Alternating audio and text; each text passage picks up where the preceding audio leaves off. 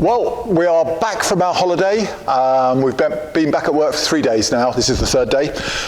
For those that are interested, we had a lovely time down in the south of France.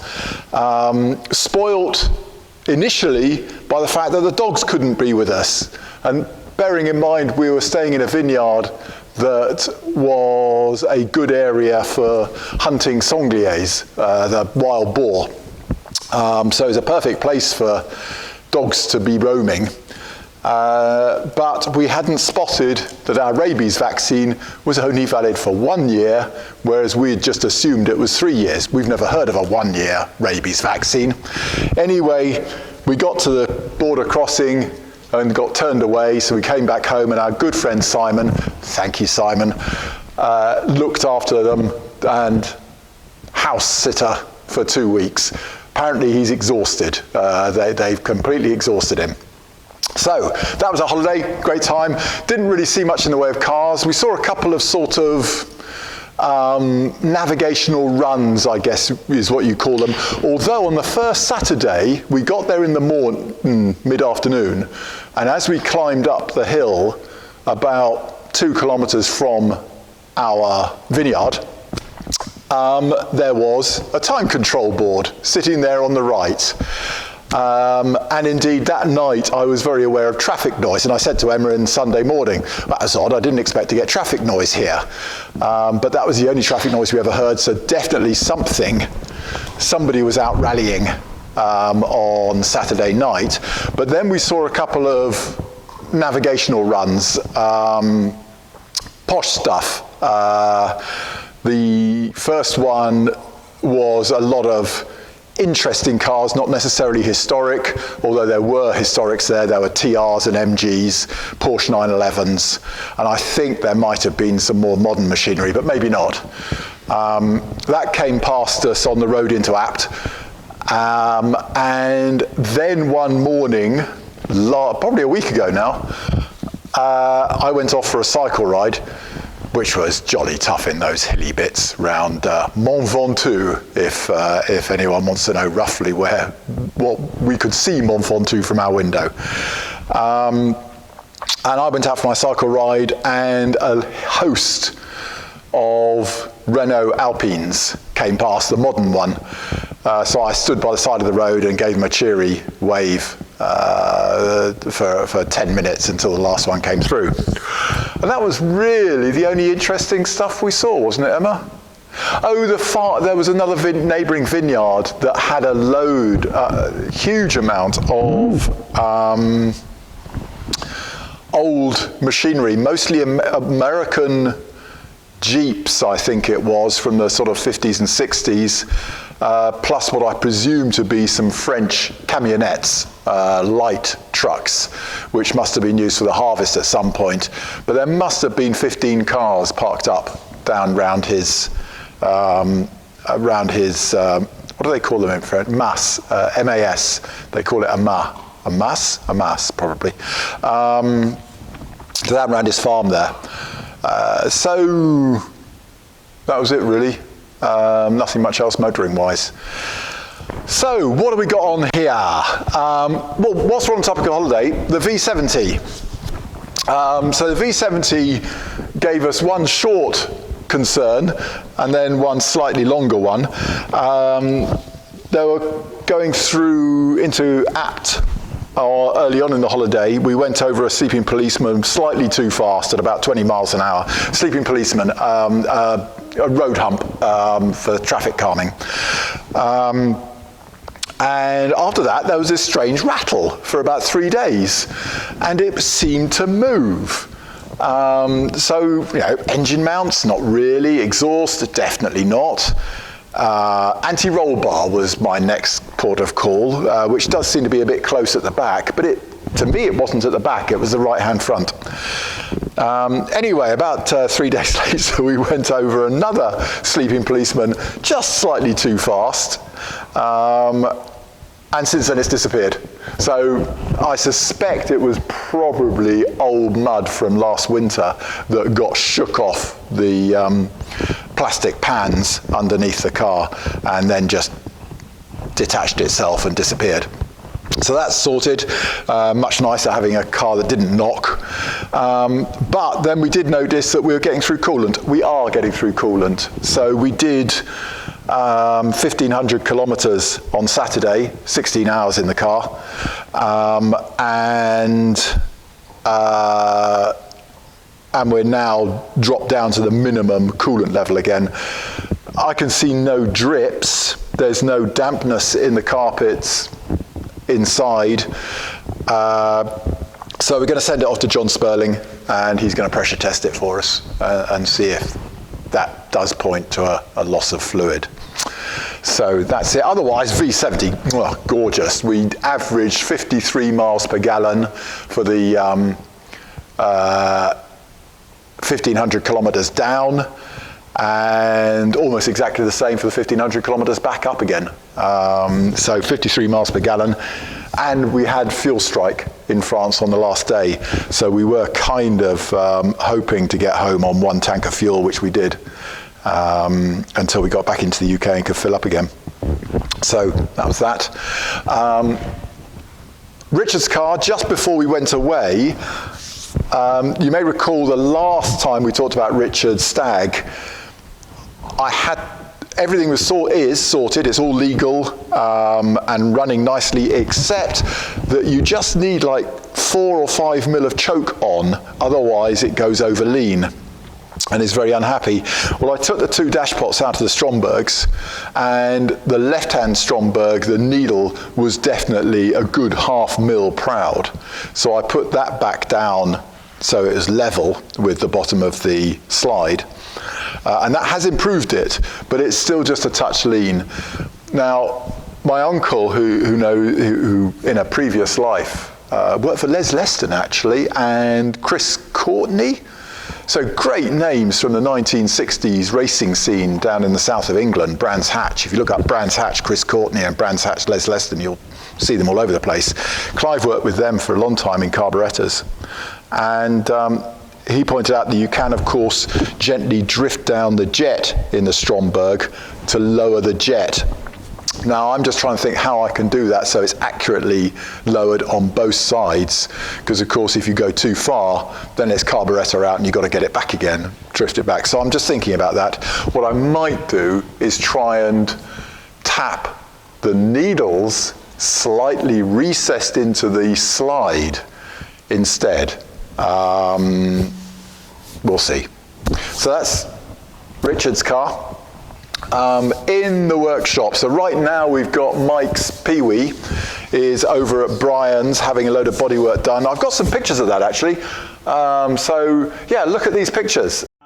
Okay, here's Mike's PV in Brian Goo's unit being ministered to. And there you can see the amount of work Brian is going to get back to clean metal. So that'll be a lovely job in a couple of weeks' time when we get it back. That's what Brian's been doing, and this is why we take it to Brian, because he's the same as us. He cuts stuff right back to good metal before he starts trying to put new stuff in. Whereas many people might be tempted to weld over the top of weak metal, or just not cut far enough back. And you can see from these photographs what Brian's approach is, and that to us as rally people, or indeed anyone who wants to treasure their car, and of course these last forever if you care for them, that's what you want, that job to take it right back, not skimping it by leaving old metal in there. Okay, so that's Mike's car. It'll come back to us in the next couple of days, I think, and we've got a few tasks to do it, primarily servicing, but I think there's a few other sort of slightly more significant modifications that Mike wants done to it, but he's very pleased with it as a rally car. That'll be doing. We have just got Colins Car back. So what happened on the Sahara Rally? Well, Dave's Amazon did very well. Where did they come? They came 3rd in class, was it? I thought they got a class honours. Was it 5th? Anyway, they did really well, and they had some what I would call daily check problems, and I'm pretty sure we never actually gave them our daily checklist. It was quite a rushed handover, and I think 90% of the things that happened to them on the event would have been caught earlier by the daily checklist. But what they have got at the end of the event, having completed it successfully, oh, well done, Dave, and your navigator, of course, is that he says the air filter is covered in some fluid. Well, that means it's oil, so that means his engine's blowing, because we returned it to the closed circuit Volvo system, so it should be sucking fresh air from the air filter into the flame trap, through the crankcase, out of the oil filler cap, and into the inlet manifold. That's the way the air should circulate, or fumes. And what is happening is that obviously there's enough pressure building up inside the crankcase to blow it back, both into the inlet manifold as it should be, but there's then excess positive pressure blowing into the air filter. So that implies piston rings, basically. And we know his engine is of unknown provenance and age. So I emailed him back that the other day. And here we have Colins Car, which did 4 days of the Sahara and then retired with oil pressure issues. Now, this, you may recall, is a car that came to us for a final check over before the event, and we weren't happy with the cooling. It was running routinely at 100 degrees and a little bit more. So it was running, to my mind, far too hot. I wouldn't want to see these engines run anything above 95, really. And 95 is the very upper limit. And we sorted out his cooling, so it came back and solidly back to 76 degrees running, so the needle dead vertical. And so therefore we thought no more about it, and Colin had done hundreds of miles. We did well over 100 miles in it, everything tickety-boo. But 4 days in, the oil pressure started falling. Then the oil pressure light came on. They thought the next day they might be okay, but then fairly shortly, once the engine all got hot, warning light came back on again. So they retired. There's nothing obvious from the outside. Although we know the engines run hot, we don't know that it's specifically overheated down there. I'm intrigued because when draining the fluids, I spotted that the heater was on full. Now, the only reason in the Sahara Desert, unless it's at night, which they weren't, that you run a heater on full is to keep the engine cool. So that implies to me that there was an awareness that it might have been running hot. And certainly now the engine, it does turn, but it's stiff, it's tight. It's like when I first build up an engine, it's that sort of tightness, which after several thousand kilometers, that should have gone, and with the spark plugs removed, it should turn quite smoothly. It wouldn't jerk. That's what I'm trying to say. If you get either get hold of the fan and turn the engine, it should churn fairly smoothly, or indeed a spanner on the crankshaft pulley, it should nicely accelerate and slow down. This isn't. You get a load of force, it lets go, and then it's stuck again. Let go and stuck. To me, it's engine out and see what's going on, what has happened inside there.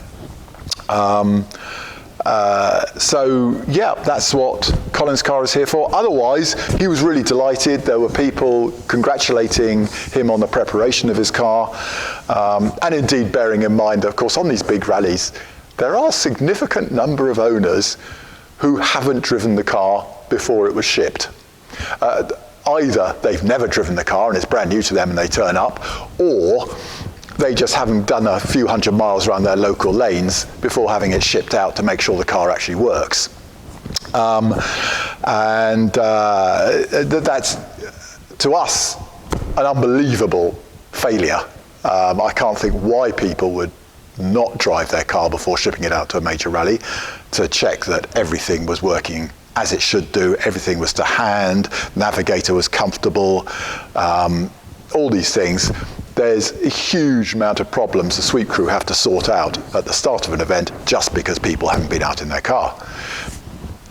Search me. I don't know why you'd spend 20,000 quid on a rally and probably closer to 80,000 pounds preparing your car on top of whatever the price of the car was, and not practice or take it out beforehand, but there you go. That's me. And I suspect many of our Volvo owners would go, why? Why wouldn't you take your car out just for the hell of it, if nothing else? Anyway, yeah, that's a nice, I'll beat my drum there on that one. Oh, by the way, on holiday, I did spot a lovely thing in the Westerly Owners Association. Westerly is a type of yacht, British made, got a very loyal, like a Volvo following, very loyal following. And there was an article in there of a couple who were sailing in the south of France, and they mentioned going into a port one day, and as they were wandering around, to quote, millions of pounds worth of cars came past us on an historic rally. And then went on to say these millions of pounds worth of vehicles were things like Lamborghinis, Aston Martins, and Volvos. Thank you. Millions of pounds worth of kit here. Look at it all. So yeah, I thought that was quite sweet, that was. Lamborghinis, Aston Martins, and Volvos, millions of pounds worth of kit. So yeah, okay, we'll do that. And I've got an engine coming back next week to build up for a gentleman. Sad story, he bought it as apparently a rebuilt engine for a reasonable sum of money. And basically, we've taken it apart and gone, no. And indeed, the machinist have just condemned the piston as one of the pistons out of the set, as well as being excessively worn. So actually, having bought a rebuilt engine, we've now into where we were on an hourly rate just to check it through and make sure it had the right decent camshafts in and everything was set up right. Now we're into a full-blown engine build. So yeah, I didn't want to be charging him that, knowing that he'd already paid for an engine. But this is why we use Scholar engines. They don't let stuff like that ride. What else then? Silky the yacht. Do you want to see Silky? Come on, Silky the yacht. Poor old thing.